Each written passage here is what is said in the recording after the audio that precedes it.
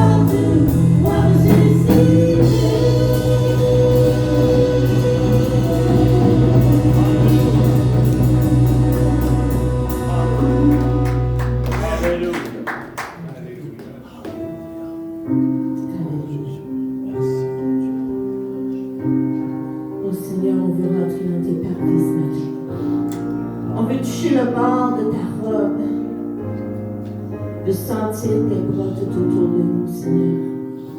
On veut t'honorer, te glorifier ce matin. Oh, viens Jésus, viens par ton esprit. Inonde ce lieu de ta présence, Seigneur.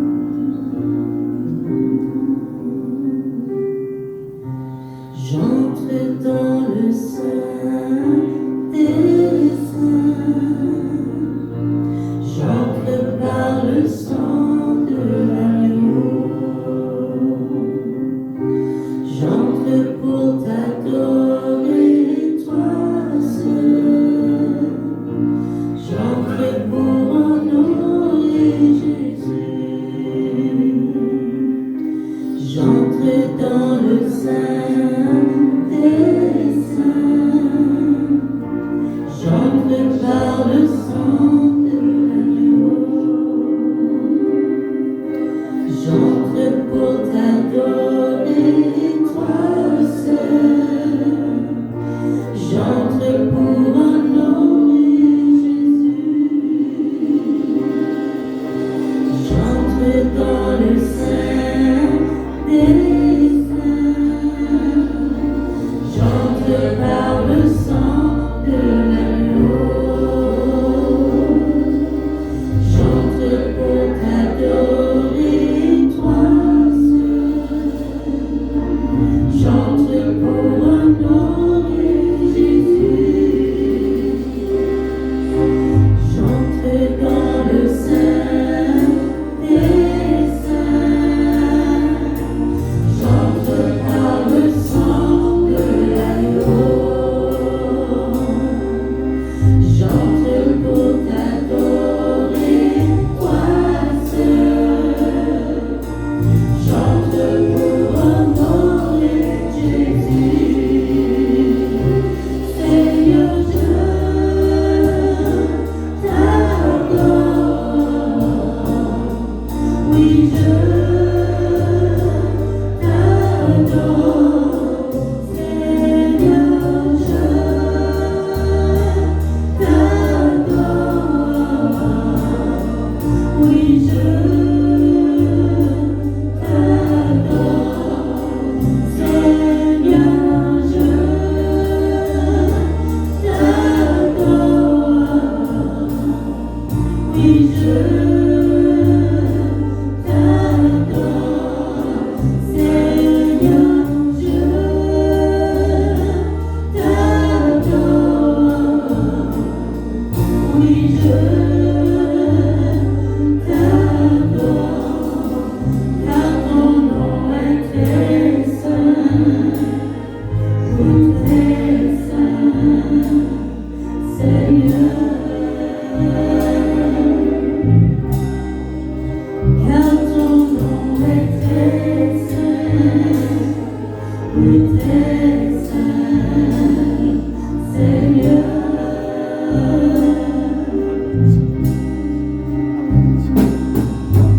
J'entre dans le sein des saints. J'entre par le sang de l'agneau. J'entre pour t'adorer, toi seul. J'entre pour honorer Jésus. J'entre dans le sein des saints. J'entre par le sang de l'agneau.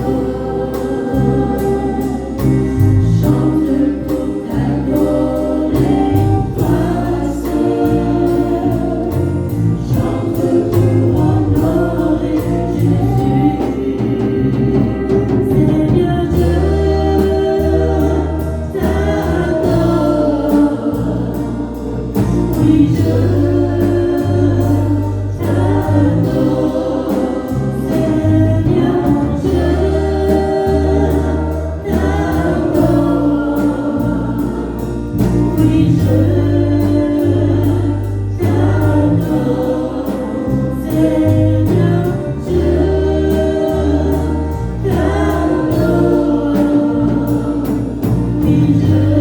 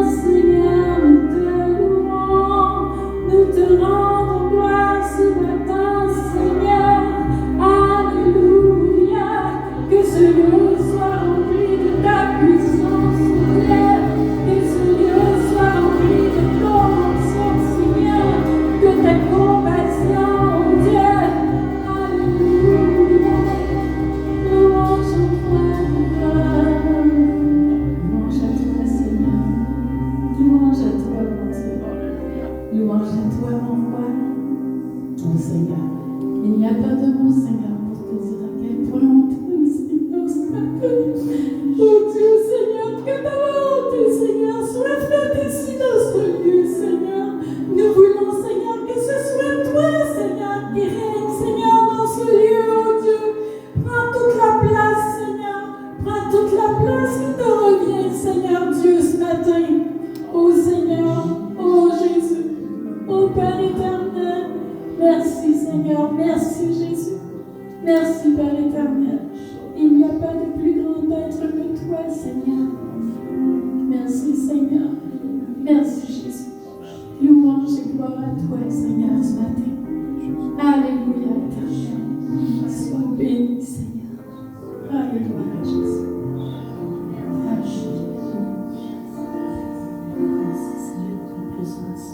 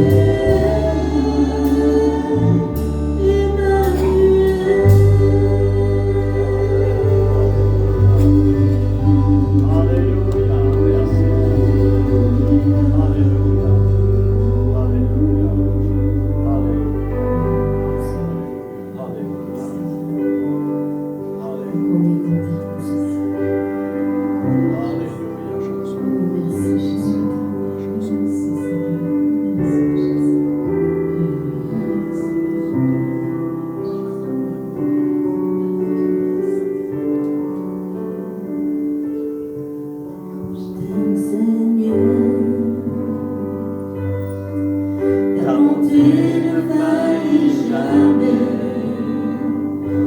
Tous les jours, je me tiens dans tes mains. Dès que je me réveille, jusqu'à mon coucher, je chanterai la bonté de Dieu. Toute ma vie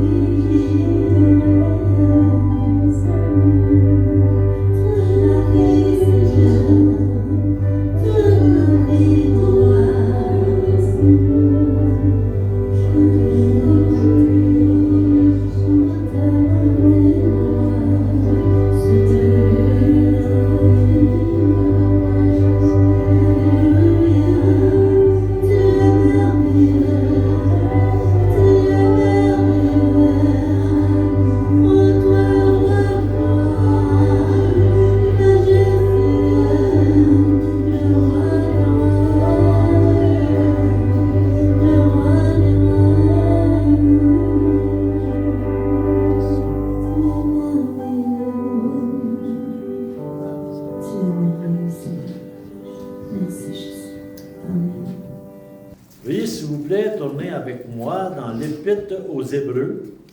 On va lire quelques petits versets. Donc, Épître aux Hébreux, chapitre 1. Nous allons lire les 3 premiers versets et chapitre 2, les 4 premiers. Après avoir autrefois, à plusieurs reprises et de plusieurs manières, parlé à nos pères par les prophètes, Dieu nous a parlé par le Fils, en ces jours qui sont les derniers. Il l'a établi héritier de toutes choses, et c'est par lui qu'il a fait les mondes.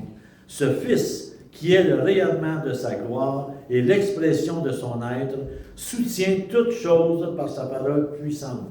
Après avoir accompli la purification des péchés, il s'est assis à la droite de la majesté divine dans les lieux très hauts. Quand on va au chapitre 2, les 3 premiers versets, c'est pourquoi nous devons prêter une plus vive attention à ce que nous avons attendu, de peur d'aller à la dérive. Car si la parole prononcée par des anges a eu son effet, ici toute transgression et toute désobéissance ont reçu une juste rétribution, comment échapperons-nous si nous négligeons un si grand salut? Ce salut annoncé à l'origine par le Seigneur nous a été confirmé par ceux qui l'ont entendu. On va lire là-haut. Dieu appuyant leur témoignage par des signes, des prodiges, des miracles variés et par des communications du Saint-Esprit selon sa volonté. Seigneur, on te remercie, Seigneur, de ta parole encore une fois ce matin. Mais Seigneur, avant d'aller dans ta parole, Seigneur, on veut t'élever notre frère James, qui a passé la nuit à l'hôpital à l'urgence pour une infection, Seigneur. Je te demande de mettre ta main sur lui maintenant, Père, que tu puisses guérir et chasser cette infection au nom de ton Fils Jésus. Merci pour ta parole, Père. Éclaire-nous par ton Saint-Esprit ce matin. Encore une fois, Seigneur, cette parole, c'est une nourriture qui est délectable. Ta parole, c'est quelque chose qui nous avertit. Ta parole est là pour qu'on puisse marcher dans les sentiers de justice et de droiture. Alors, enseigne-nous encore une fois ce matin, au nom de Jésus, ton Fils. Amen. Amen. Le titre de mon message ce matin, c'est « Attention au courant ». Attention au courant, parce que ça dit parfois qu'on peut aller dans un endroit, puis on peut être là pour grandir, ou comme on peut être là pour notre but d'être là, mais petit à petit, on peut s'écarter. Quand l'apôtre Paul, moi je dis l'apôtre Paul, c'est sûr que l'Épître aux Hébreux, c'est à reste partagé. Il y en a qui disent c'est pas Paul, il y en a qui disent c'est d'autres. Moi, j'aime bien penser que c'est l'apôtre Paul parce que c'est son style d'avertir, c'est son style de connaître beaucoup de choses en hébreu. Il va parler du sacerdoce, il va parler des anges, il va parler de Jésus qui est dans le sanctuaire, tout ça. Je pense pas que c'est comme Pierre et les autres qui allaient vraiment parler de ça. Ça prenait quelqu'un qui connaissait vraiment. On sait que l'apôtre Paul, c'était un homme un érudit, très fort dans l'Ancien Testament. Donc, je crois que c'est lui. Donc, c'est pour ça, pardonnez-moi si je dis Paul, mais je crois vraiment que c'est Paul, donc plusieurs personnes d'ailleurs. Donc, dans le premier verset, ça nous dit, c'est pourquoi nous devons prêter une plus vive attention à ce que nous avons attendu, de peur d'aller à la dérive. Quand on va à la dérive, c'est là qu'on s'écarte, qu'on s'en va dans une autre direction. Puis alors, on s'en va dans une direction, parfois on pense, oui, mais ça a l'air, on aurait pu nous le dire, ou on aurait pu s'en rendre compte. C'est très difficile de se rendre compte quand on commence à dévier.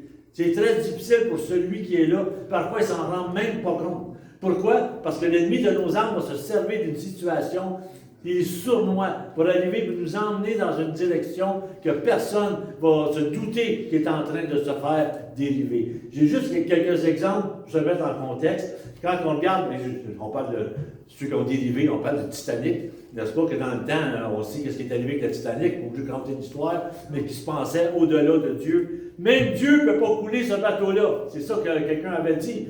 Bon, on sait tous que la première croisière, flambant en neuf, première croisière, Dieu n'avait pas dit son dernier mot, et pouf, le bateau a coulé. Pourtant, il se sentait en sécurité. Mais c'est vrai, dans ce temps-là, vous allez me dire, mais il n'y avait pas les instruments qu'on a aujourd'hui, il n'y avait pas toute la connaissance qu'on a aujourd'hui, donc, puis les radios, puis tout ça. Puis, OK, je vous donne le bénéfice du doute là-dessus. Donc, on va prendre d'autres exemples plus proches de nous, si on veut. Si on regarde, là, 2 ans, non, plus que ça, 10 ans, 12 ans environ, le Costa Concordia, un gros bateau de croisière, un bateau qui est au-delà, de le marquer ici, 4231 personnes, qui étaient en Italie, qui se promenaient un peu, puis le capitaine qui était sûr de lui, avec les appareils, avec les radars et avec tout ça, que lui a dit, on va passer pour dire bonjour à ceux de la plage.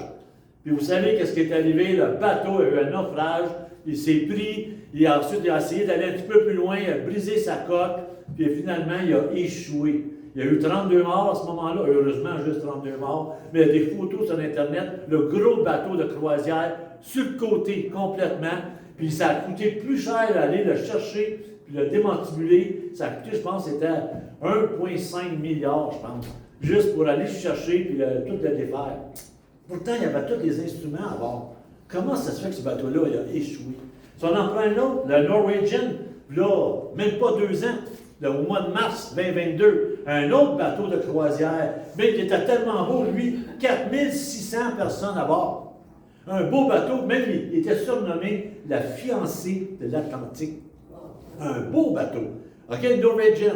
Puis lui, qu'est-ce qui est arrivé? C'est qu'il est parti de Saint-Domingue vers Puerto Plata.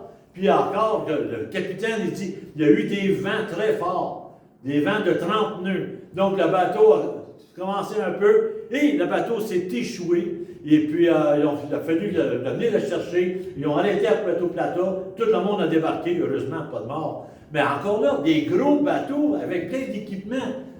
Le vent, le courant, ou les influences de la nature ont fait qu'il a échoué. Quand on regarde des grosses, comme ça, des choses, un autre, l'Océan Explorer, c'est mon dernier bateau, là, j'aurais pu en mettre bien plus que ça. Mais l'Océan Explorer, le 13 septembre 23, pas longtemps, là, on parle de 6 mois. Lui était parti pour explorer l'Arctique. Puis encore une fois, les courants, toutes choses qui sont arrivées, il a échoué lui avec. Et puis il a fallu aller chercher ces personnes-là. Il y avait 206 personnes coincées là-bas, mais ils ont été les chercher. Donc, ça peut dire que n'importe qui, moi je compare un peu ces bateaux-là à notre vie chrétienne. À notre vie chrétienne, parce qu'on est parti avec le Seigneur, on est parti comme, moi j'appelle ça en voyage, n'est-ce pas, avec lui. On est parti pour faire un but, on s'en va à un endroit, puis pendant, on fait des escales pour moi. Et puis, quand un bateau échoue comme ça veut dire qu'on n'est pas à l'abri, les chrétiens, de s'écarter. Puis même l'Épître aux Hébreux, Paul nous dit, faites attention à ce que nous avons entendu de peur d'aller à la dérive. Ça veut dire qu'on peut s'en aller par là, puis on peut tranquillement s'en aller dans une autre direction, puis complètement perdre. Puis complètement, même perdre complètement ta vie, perdre même ton salut. Ça dépend, comme un mari qui dit, quand tu es sauvé, tu es toujours sauvé. J'aime mieux prêcher, moi, attention à votre salut. Puis même la parole de Dieu le dit ici. Comment échapperons-nous si nous négligeons un si grand salut? On ne peut pas faire, dire, il n'y a aucun problème, mon expérience ici, que ça va aller bien. C'est faux de penser ça. Donc aujourd'hui, qu'est-ce qui est tragique?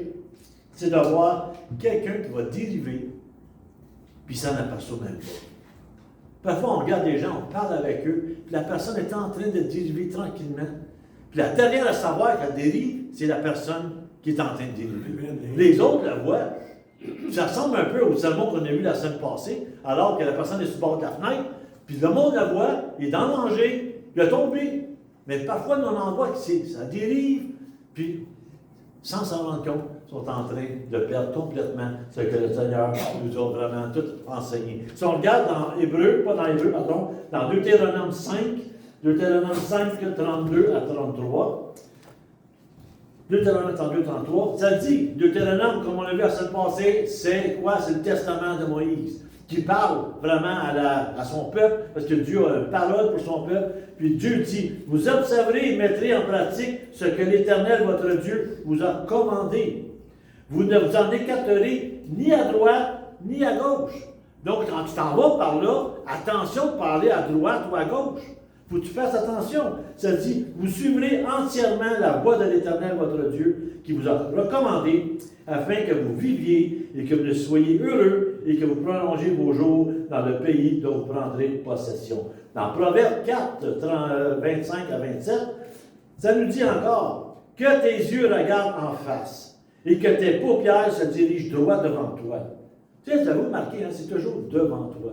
C'est jamais en arrière, à côté. C'est va-t'en dans une direction, la direction que Dieu veut. Verset 26. Aplanis la route par où tu passes et que toutes tes voies soient bien assurées. Ne dévie ni à droite, ni à gauche. Écarte ton pied du mal. Donc, quand on regarde ça, on dit pourquoi qu'on dérive? C'est bien beau de dire attention, mais pourquoi qu'on dérive? Les causes de la dérive, souvent, c'est parce qu'on vient habituer. On vient qu'on se méfie plus. C'est comme un chien qui aboie. Tu sais. On va voir, mettons, un chien, la première fois qu'il voit quelqu'un, il aboie. Mais quand il le voit souvent, le chien aboie même plus. Même il va aller loin de le faire flatter. Mais on vient parfois, le Seigneur nous dit attention, on n'écoute pas. Pourquoi? Ben, on le sait, là. Ben oui, je sais qu'il ne faut pas faire ça. Je le sais. Là, tu viens que toi-même, tu dis, ben regarde, je suis capable d'aller tout seul, je suis mature, je suis sauvé, ça fait des années, je ne suis pas un nouveau, ici et ça. Le danger de ça me fait penser encore, quand j'étais traiteur, on était sur le lac Saint-Louis, la femme capitaine qui était là, c'était à 9h30 environ, c'était noir dehors, c'était noir sur le lac, puis la madame, elle voulait passer un endroit, puis les gens qui étaient là, passe pas là. À ce temps-ci, passe pas là. Mais oui, on a passé là, il n'y a pas longtemps, puis il n'y a aucun problème. Oui, mais le lac Saint-Louis, il baisse. Il baisse à la fin de la saison. Il y a moins d'eau. Ben non. On a passé là, puis boum! Imaginez-vous, c'était peurant, là. Il fait noir, on est 100 personnes dans le bateau, puis tout est allumé, puis d'un coup, là, tu regardes, puis il fait noir, là. Ben là, il a fallu, des bateaux viennent nous chercher, puis ensuite appeler un towing, un remorque, pour venir remorquer ce bateau-là. Pourquoi? Parce que la personne responsable, ben non, je suis habitué. Puis qu'est-ce que ça a fait? Ça a fait qu'elle était coincée. C'est pourquoi il faut faire attention dans nos convictions, il faut faire attention dans nos comportements. Puis veut pas, des fois juste, on recherche nos aises, on recherche des choses, ça fait qu'on peut, sans s'en rendre compte, sans s'éloigner de ce que Dieu nous demande de faire.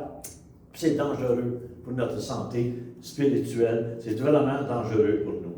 Vous savez, j'ai quelques antidotes qu'on peut prendre. Il faut s'appliquer vraiment à rester occupé dans la lecture. Occupé dans la lecture de ta parole. Occupé dans des prédications. Il faut que tu te nourrisses en dehors du dimanche matin. Tu n'as pas le choix. Si tu ne fais pas ça, veux pas, tu vas manquer des enseignements que Dieu veut nous donner.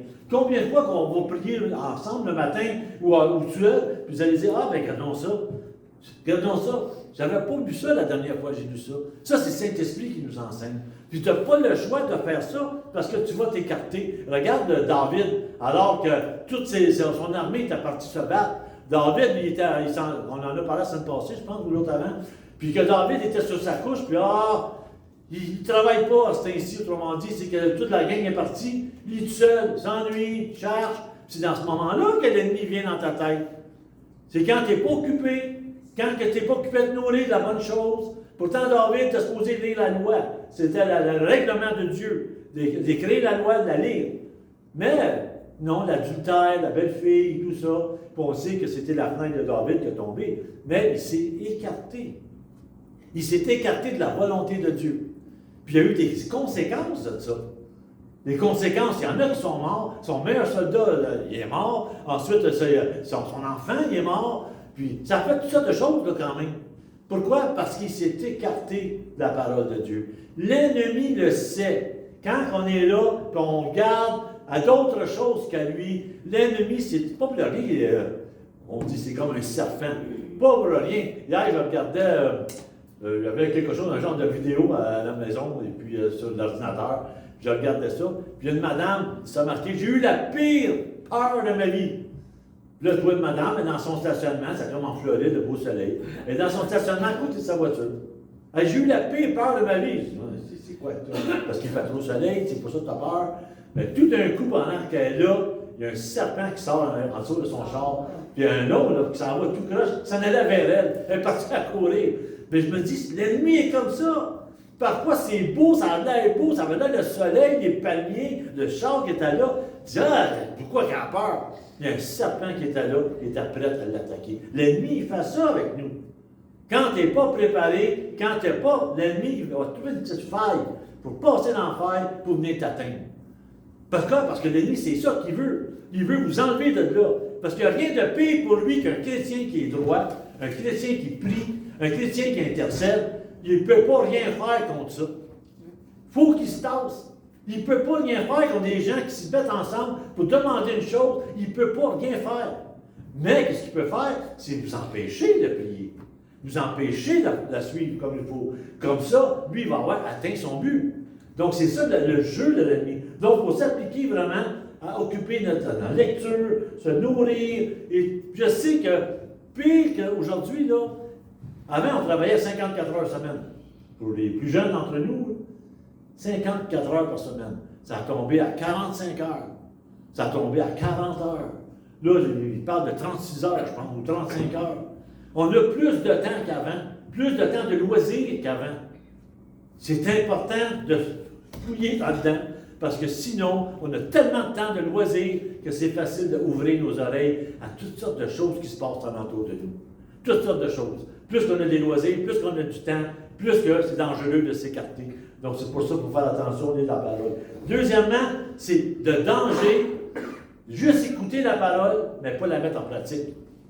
Il y a bien des gens qui connaissent la parole, puis tu vas leur parler. Ah, tu ne voleras pas, ça c'est marqué dans la loi. Tu ne tueras pas, ou tu ne diras pas des mauvaises choses, tu ne parles pas de nom du Seigneur en vain, tu vas être honnête, ta balance que soit honnête. On sait tout ça, hein? On en connaît plein des versets. Pourtant, quand tu regardes, il y a des vols qui se font, il y a des vols d'impôts qui se font, il y a des gens vont dire des mensonges, puis pourtant c'est bien marqué, puis ils savent. Donc, appliquer la parole, écouter la parole, c'est deux choses. Parce que quand tu écoutes la parole, Satan écoute aussi. Il fait pareil, sauf qu'il ne l'applique pas. Il faut faire attention pour appliquer cette parole-là. Puis c'est pour ça qu'il y a des l'Épître aux Hébreux, puis ça, tantôt je disais, il y a juste Paul qui peut faire ça. Paul avait l'autorité pour dire à des gens faire des choses ou non. Quand on va dans Hébreux 5, Paul il leur parle assez sévèrement. Hébreux 5, verset 11. Quand il dit, à ce sujet, nous avons beaucoup à dire et des choses difficiles à expliquer, parce que vous êtes devenus lents à comprendre. Tu sais, c'est juste Paul qui peut dire ça au monde. Vous êtes devenus lents à comprendre. Puis il leur dit, alors, vous devriez, avec le temps, être des maîtres. Vous avez de nouveaux besoins qu'on vous enseigne les premiers principes élémentaires des oracles de Dieu. Vous en êtes venus à avoir besoin de lait et non d'une nourriture solide. Or, quiconque est au lait n'a pas l'expérience de la parole de justice, car il est un enfant. Mais la nourriture solide est pour les hommes faits, pour ceux qui, par l'usage, ont le sens exercé au discernement du bien et du mal.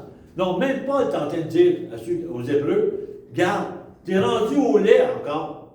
Le lait, c'est « Ah, Seigneur t'aime, t'es beau, t'es fin toutes les belles choses, tu sais qu'on fait qu'un enfant. Puis tu prends tes bras, tu donnes plein d'amour. L'enfant, il est comme égoïste, tout est centré sur lui. Mais à mesure qu'on grandit dans la foi, on devient une personne mature. Là, on n'a plus besoin d'être comme un enfant, puis tout est centré sur nous. On est supposé apprendre à manger, à marcher, à penser, à apprendre à s'occuper des autres. Quand tu es rendu encore un enfant, il y a des choses qui arrivent, tu n'avances pas dans ta foi. Tu n'avances pas, tu ne lis pas, tu ne lis pas plus que depuis des années. Tu prends ta Bible pour venir à l'église, puis tu la remets sur le comptoir en arrivant chez vous, tu apprends l'autre dimanche d'après, puis tu ne la lis pas. Donc, ce qui arrive, c'est que tu es encore rendu comme un peu comme du lait. Parce que le Seigneur ne peut pas donner la nourriture solide, on va être frustré. Le Seigneur va dire, telle affaire, telle chose, qu'on va dire, on va être frustré. Pourquoi? Parce que parfois, beaucoup, on est enfant de la manière qu'on agit, de la manière qu'on fait. Pour ça, le Seigneur nous avertit ce matin. Attention de peur d'aller à la dérive. Comme il disait, ce que nous avons entendu, il faut l'appliquer, il faut le mettre dans notre vie. Tu sais, c'est pas toujours comme « Ah, ben ça, c'est juste pour les autres. » Hein? C'est toujours pour les autres. Hein? Souvent, on entend parler, mettons, quelqu'un après une prédication. « Hey, ça, c'est bon pour lui. Ah, ça, c'est bon pour l'autre. Ça, c'est bon pour l'autre. » Mais en réalité, c'est rare qu'on va dire « Hey, ça, c'est bon pour moi. » C'est rare qu'on va entendre ça. C'est tout le temps bon pour les autres. Mais il faut faire attention. Le Seigneur nous aime, puis il nous parle, puis c'est nous qui vise le premier. Après ça, les autres, le Seigneur va s'occuper également. Mais c'est pour vous dire qu'il faut faire attention de ne pas aller à la dérive. Une autre chose, elle dit, toutes nos pensées doivent être à Christ. Toutes les pensées doivent être sur le Seigneur. Il y a quelqu'un qui m'avait dit, veux-tu savoir quand tu fais la volonté de Dieu vraiment? Puis j'avais dit, non, quoi? Il dit, imagine-toi, là, que Jésus marche à côté de toi, puis il est avec toi. Et tu vas voir, ça va changer ta vie. Quand tu vas vouloir faire des choses, là, puis le Seigneur est à côté de toi, là, c'est plus difficile. Quand tu vas vouloir faire du mal à quelqu'un, là, puis tu sais qu'il est à côté de toi, ça va être difficile. Mais par contre, tu vas faire des choses parce qu'il est à côté de toi. Donc, tu vas agir, tu vas prier, tu vas être vraiment parce qu'il est à côté de toi. Puis c'est le même qu'un chrétien pense, que Jésus est avec lui tout le temps. Tout le temps. De cette façon-là, tu n'iras pas à la dérive parce que le Seigneur est toujours là pour donner une petite tape pour te ramener à la bonne endroit. Des fois, nous, on pense que des réprimandes, c'est « Ah, il ne m'aime pas. » Non, non, c'est le contraire. Il donne des petites réprimandes pour qu'on reste dans le... Pour pas qu'on dérive, finalement. Une autre chose aussi que j'ai trouvé, c'est qu'un piège, c'est se laisser emporter dans la recherche des plaisirs. Se laisser emporter par des courants qui se passent en ce moment. Ça m'a touché beaucoup cette semaine. Parce que cette semaine, on a parlé mercredi du nouvel âge. Le nouvel âge, c'est dangereux. Le nouvel âge, savez-vous que le nouvel âge, puis vous parlez avec des gens du nouvel âge, lisez des livres, ils attendent le Christ. Ah oui, ils attendent le Christ. Pas Jésus le Christ, mais ils attendent le Christ. Le Christ, ça veut dire sauveur. Ils attendent un sauveur. Quelqu'un qui va venir, puis qui va tout ramener la paix partout, là. Ils attendent. Même j'étais surpris un peu parce que même je suis allé à Montréal cette semaine, et puis dans le bout c'est le métropolitain, dans le bout de Saint-Laurent, Papineau, c'est quand on est sur le métropolitain, des grosses annonces, des annonces géantes, là, vraiment sur le toit des buildings. Préparez-vous, êtes-vous prêts pour le retour de Jésus-Christ en gros? En gros, 2 grosses pancartes que j'ai vues. J'ai dit, enfin! Hein? Enfin! Donc, c'était une émission de télévision, radio, pardon. J'ai vérifié tout ça. Puis, non, il parle du Seigneur Jésus, le salut et tout ça. Mais je suis content, parce que ça vient un peu contrer le nouvel âge, qu'est-ce qu'il pense. Le nouvel âge aussi croit à 1000 ans de paix. 1000 ans, comme nous. Vous savez, là, le secret dans tout ça, quand tu connais ta parole, tu sais qu'est-ce qui va arriver. On le sait, un millénium. On le sait, un antéchrist. On sait le temps de tribulation. On sait qu'il va se proclamer Dieu, va emmener paix, sécurité. Et on le sait, ça, nous. Pensez-vous que Satan ne le sait pas, lui? Satan le sait. Il le sait. Ça s'en vient. Donc, qu'est-ce qu'il fait? Il nie pas que ça s'en vient pas. Il va dire, oui, oui, ça s'en vient. Mais voici maintenant. C'est ça le nouvel âge, l'âge du verseau. On attend un sauveur. On attend quelqu'un qui va emmener la paix. On attend quelqu'un qui va emmener la sécurité. On entend quelqu'un qui va faire une religion mondiale. Une religion. On attend cela. C'est ça qui se propage dans le nouvel âge. Donc, le nouvel âge ne dira pas à nous, croyants, non, vous êtes dans le champ. Là. Jamais. Ils vont dire, oh oui, vous avez raison. Puis, c'est une manière détournée de nous faire dériver de la vérité. C'est ça qui fait que, veut pas, on est quelqu'un qui n'est pas dans sa parole, c'est facile de tomber là-dedans. L'énergie, on est tous ça là, puis ça va arriver, puis c'est vrai, les chrétiens en parlent, mais pas besoin de devenir chrétien pour croire en Jésus. Voyons donc, telle affaire, telle affaire, telle affaire, telle affaire. Puis ça dit même, puis que c'est les versets qui vont venir dans ma tête, quand comme Jésus parle dans Matthieu 24, puis quand il dit, si possible, ils vont même essayer de séduire même les élus. De les séduire. Ça, c'est fort pour séduire les élus. C'est des personnes qui en reconnaissent, sont tellement rusées pour essayer de séduire les élus. Dans Matthieu 24, 24. Ou encore, ça va dire, à mon retour, vais-je trouver de la foi? Hein? Dans Luc 18, 8. Est-ce que je vais trouver de la foi? La manière que le nouvel âge marche, c'est pas la foi, là. La manière que le nouvel âge marche, on attend quelqu'un, il va offrir la sécurité, on va avoir une paix pour 1000 ans. C'est pas Jésus, c'est quelqu'un, un sauveur qui va venir. Ça va être, oui, un sauveur, un genre de Messie qui va venir. Mais c'est dangereux, parce qu'il ne parle pas de Jésus. Il ne parle pas de croire en Jésus pour être sauvé. Il ne parle pas de croire en Jésus pour la vie éternelle. Il ne parle pas de ça. Ils disent, oui, ça va arriver. C'est pour ça que Jésus dit, vais-je trouver de la foi, mais je revienne. Est-ce que les gens vont croire en moi? Est-ce qu'ils vont croire à ce que j'ai fait sur la croix?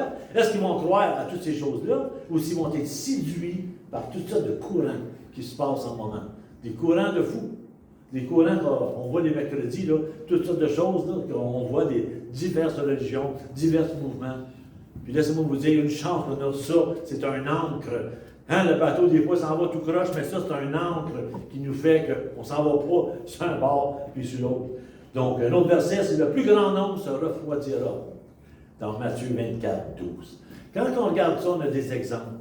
Des exemples dans la parole, des exemples qui sont là pour nous édifier. Je sais qu'on a entendu parler souvent des histoires. Je le sais qu'on regarde ça, ah oui, on sait qu'est-ce qui est arrivé. Mais n'empêche que c'est arrivé pour nous servir d'exemple. Même l'Épître aux Hébreux, dans le chapitre 11, je crois, il parle des héros de la foi, ils vont parler des gens, mais aussi il y a des exemples qui sont pas belles. Il y a des exemples qui font que ça nous avertit. Puis un des exemples, une des personnes, quand on va aller dans 2 Pierre 2, versets 7 et 8, quand ça nous dit « Même s'il a délivré Lot le juste, profondément affligé par une conduite déréglée de ses criminels, car ce juste qui habitait au milieu de nous deux torturait, jour après jour, son âme de juste à cause des iniquités qu'il voyait et entendait. » Ça nous dit que Lot, lui qui est sorti avec Abraham, lui qui a vu la main de Dieu, Lot qui a vu la gloire de Dieu, puis Lot qui marchait avec Abraham, puis que Dieu les avait sortis ensemble, et puis quand regardez ce qui est arrivé, comment que Satan fait.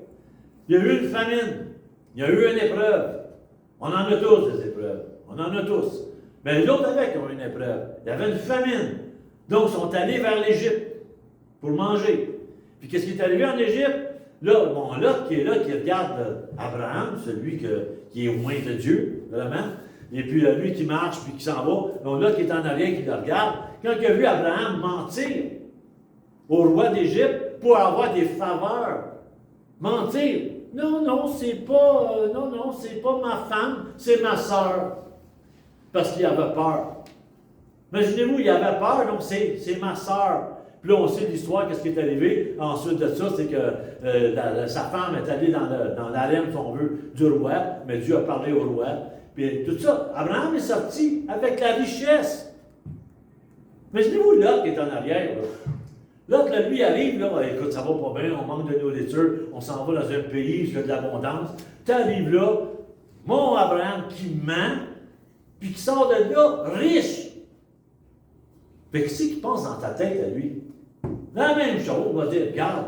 Puis c'est ça qui est arrivé. C'est qu'à un moment donné, plus loin, quand on voit qu'il y a une chicane avec des brebis et des choses d'Abraham et de Lot, puis là, Abraham dit à Lot, si tu t'en vas par là, moi je vais m'en aller par là. Si tu t'en vas par là, je vais m'en aller par là. Choisis. Qu'est-ce qu'il a fait, Lot? Il a-tu regardé à Dieu? Non. Il a regardé avec ses yeux. Puis qu'est-ce qu'il a vu? Sodome et Gomorrhe. Ça l'a attiré. Pourquoi ça l'a attiré? Parce que Lot a vu que quand il va dans un endroit où il y a la richesse et tout ça, le monde, il va sortir de là enrichi. C'est ça qu'il a vu, l'influence, c'est ça qu'il a appris. Et combien des fois, là, de la manière qu'on agit, comment ça peut avoir une influence sur quelqu'un d'autre? Mais lui, là, Abraham, il pensait bien, ça va être bien sorti. Mais à cause de ça, Lot a pris une mauvaise direction. Pourquoi? Parce que Lot a dit, quand il regardait, j'ai marqué quelque part, je pense que c'est Genèse 12, 13, ça dit que, alors que Lot il devait choisir, pourquoi il a choisi ça? Parce que, 12, 13, c'est ça ici. 13, 10. Lot levait les yeux, il vit toute la plaine du Jourdain qui était entièrement irriguée. Avant que l'Éternel détruise Sodome et Gomorrhe, c'était jusqu'à Tsar, dans un jardin de l'Éternel, comme le pays d'Égypte. Lui, quand il a vu ça, ça lui a rappelé quoi? Abraham, Égypte, mensonge, argent. Donc, il a décidé d'aller là-bas.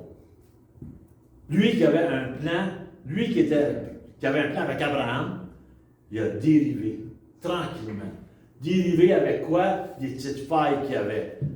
L'argent, le bonheur, les plaisirs. Puis il est rentré, puis il est allé à Sodome et Gomorrhe. Il est rentré là. Mais même à ça, il cherchait peut-être plus que ça. Puis, malgré qu'il était là-bas, il était un pied dans le monde, puis un pied avec Dieu peut-être. Il était, ça le dit tout à l'heure, là, on l'a lu dans 2 Pierre, son âme était comme partagée un peu. Pourquoi? Parce que lui qui voyait plein d'atrocités, puis son âme était comme, il savait qu'il n'était pas à la bonne place, mais il restait là. Il savait ce qui se passait. Quand les anges sont arrivés pour détruire la ville, qu'est-ce qui est arrivé? Abraham, il a quoi? Il a parlé, il a intercédé pour Lot qui était là. Mais quand les anges sont arrivés à la porte de la ville, et Lot avait monté en grade, il était rendu Lot qui siégeait aux portes de la ville. C'est un peu comme le maire des conseillers. Il était là parce qu'il siégeait. Puis ça, c'est juste les élus, les hauts dignitaires là, qui étaient assis aux portes de la ville. C'est eux autres qui checkaient, qui rentraient, qui sortaient. Lot était assis là. Ça veut dire la ville de péché, la ville de toutes sortes de choses. Mon Lot était là, puis c'est comme il était tiraillé entre le bien et le mal. Peut-être qu'il n'approuvait pas le mal, mais il était là. Il y a quelque chose qui le tenait là. Puis quand les anges sont arrivés, puis ils ont parlé, puis ont dit on va tout détruire. Puis regardez ici comment il fait. C'est que Lot était là, et puis dans sa maison aussi. C'est pas juste qu'il siégeait, il était à sa maison en plein milieu de Sodome. C'est en plein milieu. Donc c'est comme, il exposait sa femme, ses filles, ses jambes, tout ça de sa famille à lui, exposé au mal. À cause de quoi? À cause qu'il a dérivé. À cause qu'il est allé dans une mauvaise direction. Sans s'en rendre compte, il était rendu jusqu'à temps que les anges lui disent on s'en vient de tout détruire. Et malgré cela, malgré que les anges s'en aient détruit, il y a eu de la misère à partir. Il savait qu'il était dans une mauvaise direction. Mais on dirait des fois tu te laisses séduire. Tu sais qu'à l'endroit ce que tu es, c'est pas correct. Tu sais que Dieu est contre toi. Tu le sais ça dans ta tête, dans ta conscience. Tu le sais. Mais tu restes là pareil. Pas pour rien que là, tu as dit aux anges, regarde, on va te donner à manger, puis bye, tu t'en iras là. Pourquoi? Parce qu'ils savaient que c'était pas correct. Quand les anges ont dit, non, on va passer la nuit ici. Non, pas la nuit dehors. Rentre dans ma maison. Puis même là, qu'est-ce qu'il dit au monde de dehors? Mes frères, ses frères, les habitants de Sodome, ses frères. Voyez-vous comment ils étaient? Ils cachaient, il y avait des choses de Dieu qui voulaient cacher, protéger les anges de Dieu, mais en même temps, de l'autre côté, même je pense qu'il avait dit, prenez mes filles, même si vous voulez faire quelque chose. Je vais vous montrer comment il était rendu bon, comment il avait dérivé à un moment donné. Il savait. Puis même Dieu a donné même une autre chance. Parce qu'il est arrivé à un moment donné, des rois sont venus, puis ont pris dans Sodome et Gomorrhe, puis ils ont perdu la guerre, les rois, puis ils ont tous pris les habitants, puis ils sont partis. Puis ça dit qu'Abraham, avec 318 personnes, s'est allé à la recherche, puis a délivré Lot. Mais sans moi être à la place de Lot, il m'a délivré. Dieu m'a envoyé de l'aide. Ben, je vais retourner avec Abraham au moins. Mais non, mon Lot, il retourne dans l'île de Sodome. Tu sais, parfois, Dieu nous libère, Dieu nous fait des choses, nous fait des clins d'œil, puis on retourne en place où ça pue. Pourquoi? Ben, il y a peut-être quelque chose qui nous attire là-bas. Je ne sais pas quoi qui avait attiré vraiment Lot. Je ne sais pas vraiment. Mais quand les anges ont dit, on va détruire, puis alors qu'ils disent, on va détruire, c'est drôle, hein? C'est comme... Il fallut qu'il te poigne par la main pour le sortir de là, parce que ça n'a plus, il ne se décidait pas. Puis quand il arrive ensuite, puis il est libéré par les rois, tout de suite, hein, le roi de Sodome, qu'est-ce qu'il a dit? Je l'aime ce verset-là. Je l'aime parce que c'est vraiment le vrai visage de Satan. Le vrai. Qu'est-ce qu'il a dit à Abraham? Garde les biens pour toi. Donne-moi juste les personnes. Garde les biens pour toi. Autrement dit, Satan est prêt à vous donner de la richesse. Satan peut vous enrichir. Satan peut vous donner des beaux cadeaux. Tout ce que vous voulez. Des voyages, des ci, des ça, n'importe quoi. Mais donnez-moi des personnes. C'est ça qui est arrivé. Donc là, tu es allé là, puis il est resté là. Puis alors qu'il est resté là, on sait l'histoire, parce que ça, Dieu a détruit, là, il s'est enfui, puis dans la montagne, mais ses 2 filles, pendant qu'il était en boisson, ils ont couché avec, puis ça a fait les Moabites et les Ammonites.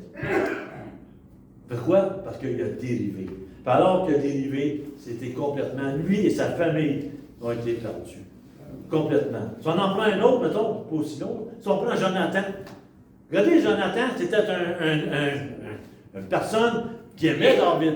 Jonathan, c'était un homme qui était droit, un homme qui protégeait David. C'était un homme qui reconnaissait que Dieu était avec David. Donc, c'était un bon ami, c'était quelqu'un qui protégeait. Mais un jour ou l'autre, c'est arrivé Jonathan, puis il a fait le mauvais choix. Il a choisi son père au lieu de choisir celui que Dieu était avec. Puis ça a donné quoi? Ça a donné qu'à la fin de sa vie, lui est mort, Saül est mort, tous les frères sont morts, puis tout a été éliminé parce que Jonathan a dérivé. Il est dérivé vers quoi? En appuyant son père qui était loin de Dieu. Puis il savait que son père, la tête ne tournait pas très rond. Il le savait, parce qu'il n'arrêtait pas de pourchasser et tout ça. Quand on en prend un autre, Salomon qu'on a vu la semaine passée. Je ne vais pas répéter ce qu'on a vu la semaine passée, mais Salomon, la gloire, le temple, tout était là. Puis qu'est-ce qui s'est arrivé? Ça a dérivé sa vie.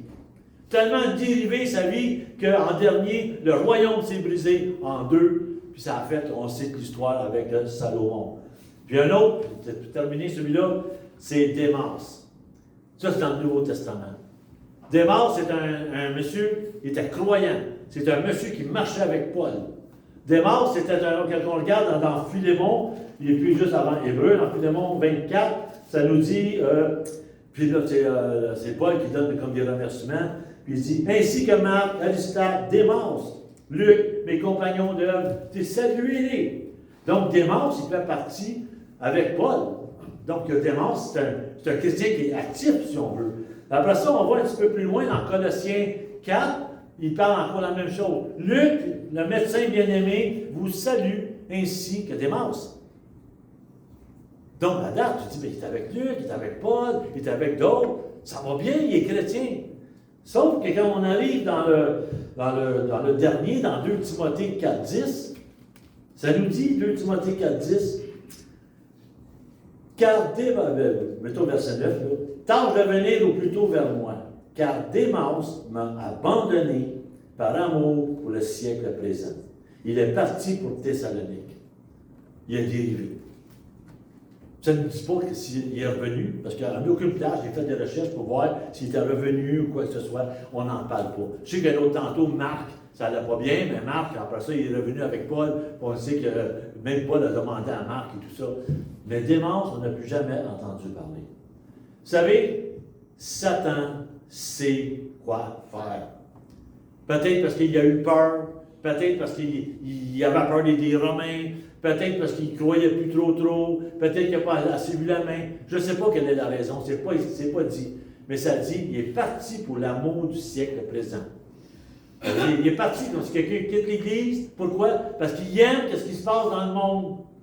Il est content de ce qui se passe dans le monde, il se sent confortable. Il a dérivé et il est rendu dans le monde. C'est ça qui fait que le Seigneur nous dit un matin, fais attention, qu'on ne peut pas négliger un silence salut que ça. Il faut faire attention pour ne pas s'écarter. Donc on sait que Satan, puis je vais finir avec ça, c'est que Satan craint vraiment qu'on laisse comme ça. Il a peur qu'on laisse comme ça. Si on s'écarte, il se réjouit. Si on met plein de choses, il se réjouit. Mais quand un chrétien se met à genoux et il prie, oh, ça c'est un danger. Ça, la cloche, ça sonne dans le royaume des ténèbres. Attention, cette personne-là, il faut faire toute notre distraire. Il faut y envoyer peut-être des petites épreuves ou quelque chose pour qu'elle perde sa foi. Elle est trop dangereuse, cette personne-là. Puis là, il va venir jouer dans votre tête. Vous êtes faible, vous ne serez jamais vainqueur. Vous vous battez avec quelque chose qui fait longtemps. Vous êtes faible. Voyons donc, laisse donc tomber. Voyons donc, tu sais bien là que c'est de la foutaise tout ça, là. Laisse tomber. Ils vont venir jouer dans notre tête. Tu sais bien, tu ne seras jamais aimé à l'Église. Le monde ne t'aimera jamais. Tu vois bien, le monde qui sont là, qui sont gentils, mais qui n'ont pas le choix. À part de ça, c'est pas important. Tu sais, ils vont venir jouer dans la tête du monde. Après ça, il va dire, regarde, son but, c'est de nous faire concentrer sur nos faiblesses, sur nos péchés, sur nos défauts.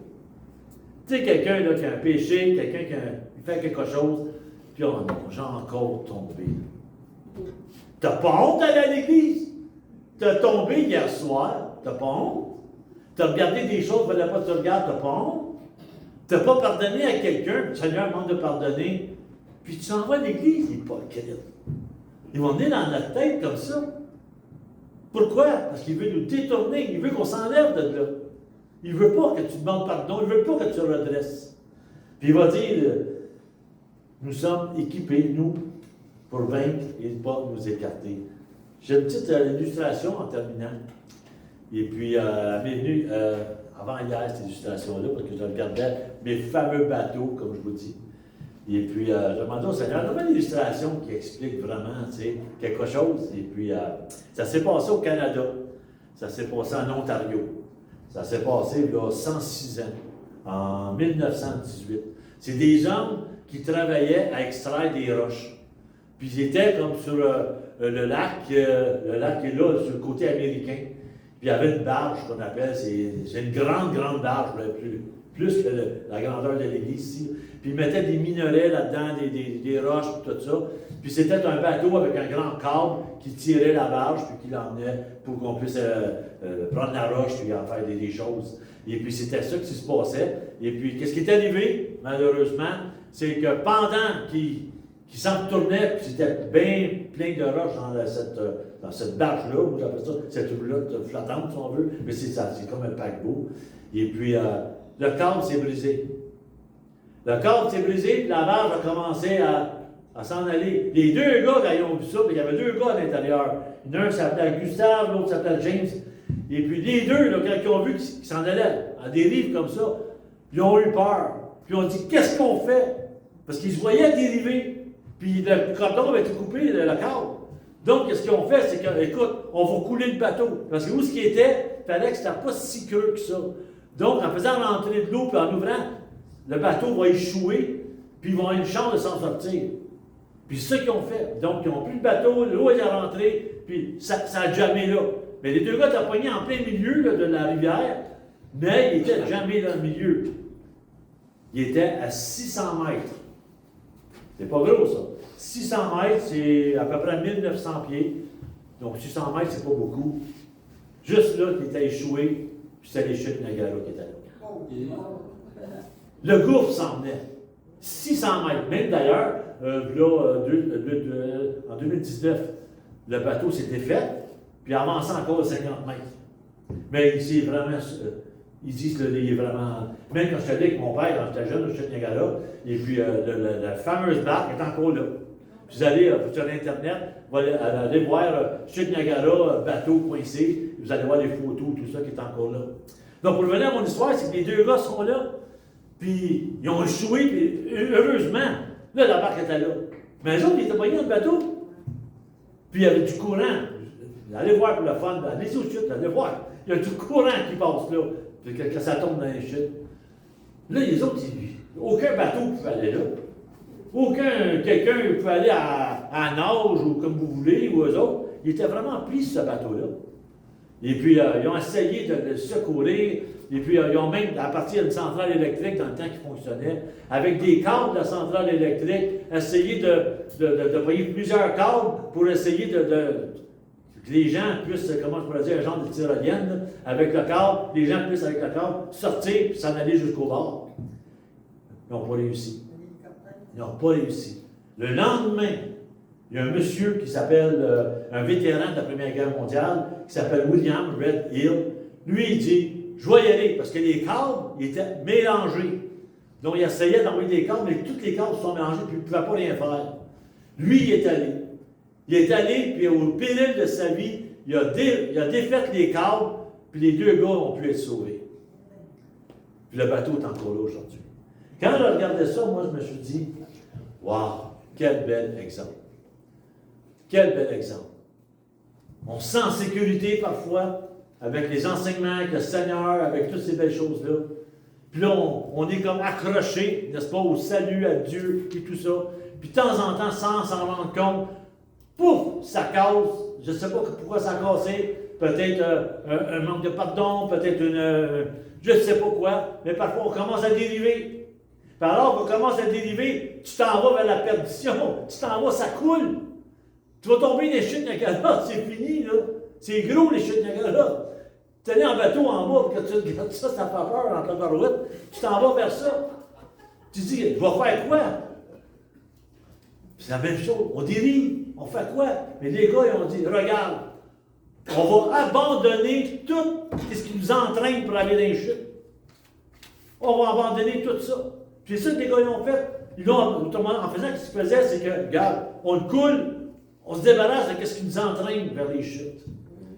Puis alors qu'ils ont fait quelque chose, là. Ils ont fait, c'est pas juste pour secours, puis c'est arrivé au hasard. Ils ont fait quelque chose pour rester coincés. Puis quand ils ont essayé de les sauver par n'importe quelle manière, ça ne marchait pas. Il y a un homme qui a risqué sa vie pour aller les sauver. Puis moi, je me dis, regarde, on dérive, mais il faut faire quelque chose. Revenir à lui, demander pardon. Il faut faire quelque chose pour ne pas continuer à dériver. S'il y a quelque chose qui nous attache, qui nous emmène vers la perdition, bien, on le met à terre. On l'abandonne. Par faisant ça, il y a quelqu'un qui est mort, qui a risqué sa vie, hein? Il est mort, puis il va venir nous sauver. Il va venir démêler toutes les mauvaises influences qu'on a dans la tête. Puis il va venir nous sauver. Puis il l'a fait. Quand j'ai vu cette image-là, j'ai dit, waouh! C'est tellement beau, c'est tellement vrai. Il y a un seul moyen de te sauver quand tu dérives, c'est d'abandonner ce qui te retient captif. Puis de t'accrocher à ton Sauveur, qui est Jésus-Christ. Ah, c'était vraiment une belle histoire. On a un espoir, nous autres. C'est ça qui fait, on a un espoir. Bon, juste vous lire 2-3 lignes, puis je finis, je vous promets avec ça. Je vous promets, juste 2-3 lignes, parce que j'ai vu ça dans un livre. Puis ça, le nouvel âge, là, il ne peut pas arriver avec ça. Le nouvel âge, même s'il parle même s'il parle de qu'est-ce qu'il voudra? Royaume, paix, sécurité, il ne peut pas arriver avec ça. Puis ça parle de Jésus. C'est pas long, non? 1 minute. Ça dit, Jésus est au monde sans richesse. Jésus est au monde dans une famille sans influence. Ça dit, il a marché sur les flots et calmé la mer. Sans médicaments, gratuitement, il a guéri des multitudes. Il n'a jamais écrit de livre, Jésus. Mais ça dit, il n'y a aucune librairie assez grande dans le monde pour tout contenir les livres que Jésus, on parle de lui dedans. On en a des livres qui parlent de Jésus. Il n'y a aucune librairie. Pourtant, lui, il n'a jamais écrit de livre. Ça dit, il n'a jamais composé de chants. Mais il a inspiré plus de chants que n'importe quel auteur-compositeur réuni. Ça dit, il n'a jamais fondé des collèges. Jamais. Mais même toutes les écoles de la terre, ils n'ont jamais eu autant d'élèves que Jésus en a eu lui-même. On est tous ses élèves. Après ça, ça continue. Puis il dit, il a guéri plus de cœurs brisés que les médecins. Ce Jésus-Christ, ça dit, c'est l'étoile de l'astronomie. C'est le rocher de la géologie. C'est le lion et l'agneau de la zoologie. Celui qui apaise toutes les discordes. Celui qui guérit toutes les maladies. Tout au long de l'histoire, des hommes célèbres se sont succédés, mais lui, il vit à jamais. Ça venait avec 3 petites phrases. Hérode n'a pas pu le tuer. Satan n'a pas pu le séduire. La mort n'a pas pu le détruire. Et le tombeau n'a pas eu capable de le retenir. C'est ça, celui qu'on sert. Jamais le nouvel âge peut arriver avec quelqu'un, un messie comme ça. Jamais. Puis nous, on l'a. Donc, si jamais ce matin, vous vous sentez dérivé ou quoi que ce soit, accrochez-vous à lui. Seigneur, prends ce qui m'entraîne, parce que je ne veux pas dériver, je ne veux pas mourir. J'ai une grande photo à la maison, un genre de poster, puis on voit plein de gens qui s'en vont dans une direction, ils ne savent pas, ça descend, c'est des flammes, tout ça. Il y en a juste quelques-uns qui pognent des petites portes de côté, puis c'est ça le bon chemin. Veux pas, là, on arrive, là, puis il faut prendre des décisions. Puis ça, c'est à tous les jours de notre vie. Tous les jours. Donc, si jamais vous n'êtes pas sûr ce matin, vous vous dites, ah, il y a quelque chose, remettez au Seigneur complètement. Puis le Seigneur va venir nous sauver. C'est une promesse. On l'a chanté un matin. C'est une promesse. Il vient, il nous prend, il nous garde. C'est une promesse. Il est fidèle.